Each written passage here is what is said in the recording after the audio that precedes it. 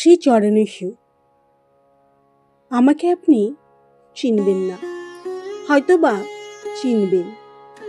আপনার অনেক পরে আমার জন্ম, তবু আরও 10 জনের মতো আমিও আপনার কথা জানি আপনার দুঃসাহসিক পতিব্রতা স্ত্রী হয়ে ওঠার কথা, আপনার গুণধর ছেলেদের কথা, আরও যা যা জানা প্রয়োজন মোটামুটি সবই জানি।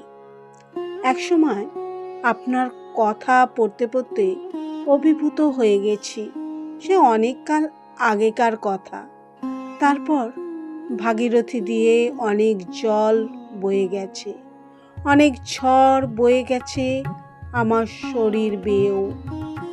আর আজ যে শতাব্দীতে দাঁড়িয়ে আছি, এই শতাব্দীতে দাঁড়িয়ে হাজার হাজার মেয়েদের দুরবস্থার জন্য আপনাকেই দায়ী করতে ইচ্ছে করছে। সেদিন আপনার অন্ধ স্বামী দেখে নিজেও চোখে কাপড় বেঁধে অন্ধ সেজে বসলেন।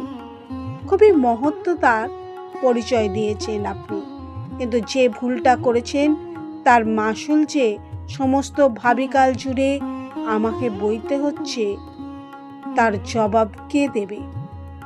আপনার 100 সন্তান, একটাকেও মানুষ তৈরি করেননি, তাদের কোনো অন্যায়ের প্রতিবাদ করেননি মা হয়ে। দুধসভায় সর্বসমক্ষে দ্রৌপদীর বিবস্ত্রা হবার কথা শুনেও কিছু বলেননি। আপনার স্বামী অন্যায়ের পথে চলেছে জেনেও তাকে সেই পথ থেকে নিরস্ত করেননি। কিসের মহিষী আপনি? একজন নারী হয়েও নারীর সম্মান রক্ষা করলেন না। আমি বলবো সে সম্মানহানি আপনারও হয়েছে। আজ আপনার সেই ছেলেরা, সেই 100 ছেলে এখন 100 কোটি ছাড়িয়ে গেছে। যেখানে সেখানে তারা বোমাবাজি করছে, গুলি ছুটছে। আপনাদের সময়ে তীর ধনুকের আধুনিক সংস্করণ। রাস্তা ঘাটে হাটে বাজারে দিনে দুপুরে রাতের আধারে শত শত দ্রৌপদীর বলাৎকার করছে। আর এই এত কিছুর মাঝেও আজও আপনি চোখে কাপড় বেঁধে থাকবেন?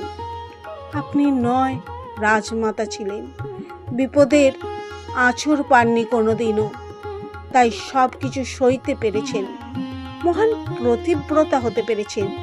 কিন্তু আমি, আমার মেয়েরা কতকাল সইতে হবে? কতকাল কাপড় বেঁধে থাকবো চোখে আর অন্ধের অভিনয় করে যাব? গান্ধারী দেবী, আপনার নামে আজও মেয়েরা মাথায় হাত রেখে প্রণাম করে। আপনার আদর্শ নিয়ে বাঁচতে গিয়ে, পতিব্রতা হতে গিয়ে হাজার হাজার মেয়ে বউ বলি হয়ে গেছে, যাদের হাতে তারা আর কেউ নয়, আপনার এই নির্লজ্জ সন্তান।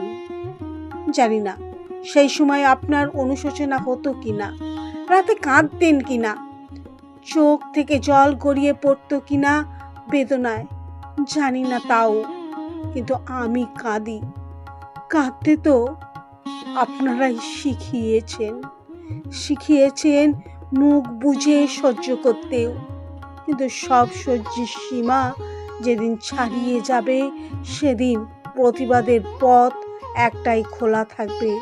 কড়িকাঠ থেকে ঝুলে পড়ার প্রতিবাদ, গায়কের সুন ঢেলে আগুন ধরানোর প্রতিবাদ, গলায় কলসি বেঁধে জলে ছাপিয়ে পড়ার প্রতিবাদ।